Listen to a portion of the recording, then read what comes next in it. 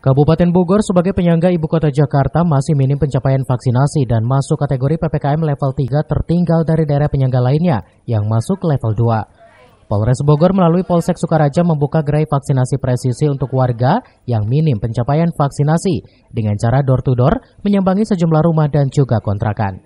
Program gerai vaksinasi presisi yang dilakukan Polsek Sukaraja Kabupaten Bogor menyasar warga yang domisili luar Sukaraja dengan cara jemput bola ke sejumlah kontrakan yang ada di Kampung Cipatengga, RT 3 RW 5, Desa Cimandala, Kecamatan Sukaraja, Kabupaten Bogor.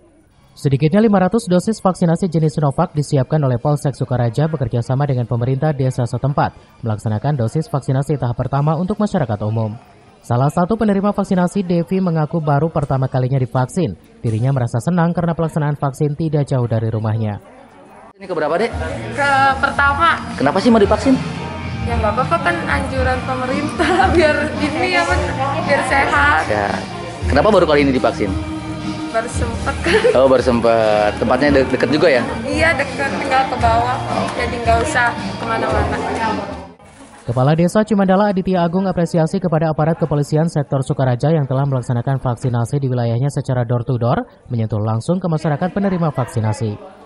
Ya, alhamdulillah hari ini memang ada pelaksanaan untuk kita pemerintah Desa Cimandala bekerja sama dengan Polsek Sukaraja di gerai presisi Polres Bogor. Alhamdulillah dengan adanya program seperti ini, warga kami terpacu untuk melakukan vaksinasi. Saat ini pun sudah cukup banyak warga kami yang antusias untuk vaksinasi karena dengan program jemput bola ini dirasa sangat lebih baik dan sangat mengena kepada warga kami. Sementara itu, Kapolsek Sukaraja Komisaris Polisi Ari Trisnawati mengatakan langkah efektif guna percepatan vaksinasi dengan cara jemput bola secara door-to-door ke sejumlah warga kontrakan yang ada di wilayahnya demi terciptanya kekebalan komunal demi memutus rantai penyebaran COVID-19. Ya, jadi hari ini kita melaksanakan vaksinasi door-to-door yang memang secara rutin kita laksanakan untuk menyentuh rumah-rumah warga yang memang jumlah yang tervaksin masih minim dan untuk jangkauan ke puskesmasnya jauh.